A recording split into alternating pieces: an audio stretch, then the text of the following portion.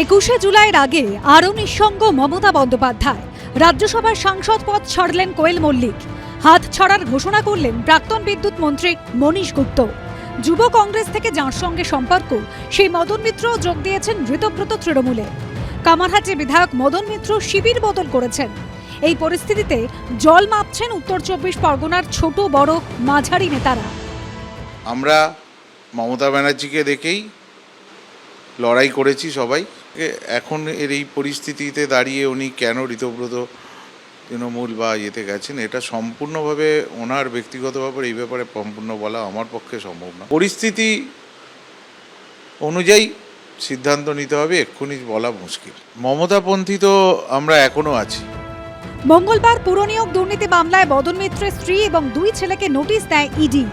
পরের দিনই ঋতব্রত বন্দ্যোপাধ্যায়কে পাশে বসিয়ে শিবির বদলের ঘোষণা করেন কামারহাটির বিধায়ক।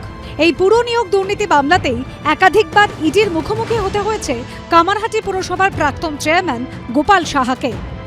মদনদা পরে আমি মমতাদির সঙ্গে 1993 সাল থেকে কাজ করছি।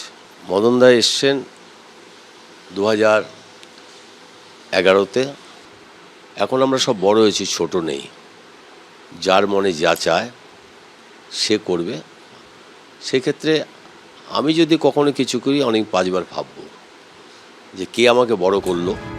ভোটে ভরাডুবির পর তৃণমূলের একের পর এক নেতা, প্রাক্তন মন্ত্রী, বিধায়ক নিশানা করেছেন অভিষেক বন্দ্যোপাধ্যায়কে। তাকে নিয়ে ক্ষোভ উত্তর 24 পরগনার স্থানীয় নেতাদের মধ্যেও। আমরা মমতা বন্দ্যোপাধ্যায়ের সঙ্গে যেমন আছি, তেমন মদন মিত্রর সঙ্গেও আছি। দুঃখের সঙ্গে জানাচ্ছি, অভিষেক ব্যানার্জি আসার পর দলের এই নিয়ন্ত্রণটা একটা কর্পোরেট হাতে চলে যাওয়ায়। আর অভিষেক বন্দ্যোপাধ্যায় কিন্তু তৃণমূল কংগ্রেসের জন্মলগ্ন থেকে থাকেনি। দলে অভিষেক বন্দ্যোপাধ্যায় যে স্টাইলে দল পরিচালনা করছিল, সেটা কিন্তু সাধারণ মানুষ ঠিক চোখে দেখেনি। তৃণমূলের মধ্যেই শিবির যুদ্ধ নিয়ে কটাক্ষ ছুড়ে দিয়েছে বিজেপি। পোশাকের রং বদলানোর জন্য এই নির্বাচনে মানুষ ভোট দেয়নি। মানুষ ভোট দিয়েছেন পোশাকের ভিতরের মানুষটাকে পরিবর্তন করার জন্য। একটা গুজব বলতে পারেন বা একটা চর্চা বলতে পারেন রাজনৈতিক মহলে চলছে, গ্রেপ্তার হওয়ার থেকে বাঁচার জন্য কেউ কেউ কোনো শিবিরে যোগ দিচ্ছেন। আমরা এ ধরনের কোনো তৃণমূলের দল ভাঙার কাজে আমরা নেই। তবে মদন মিত্র তো কালারফুল বয়, উনি কালারফুল করতে এসছেন হয়তো। কে যে কার পাশে রয়েছেন, কেই বা কখন শিবির বদলে ফেলছেন, রাজনীতির খেলা বোঝা দায়।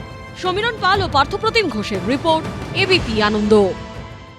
এবিপি আনন্দ এগিয়ে থাকে, এগিয়ে রাখে।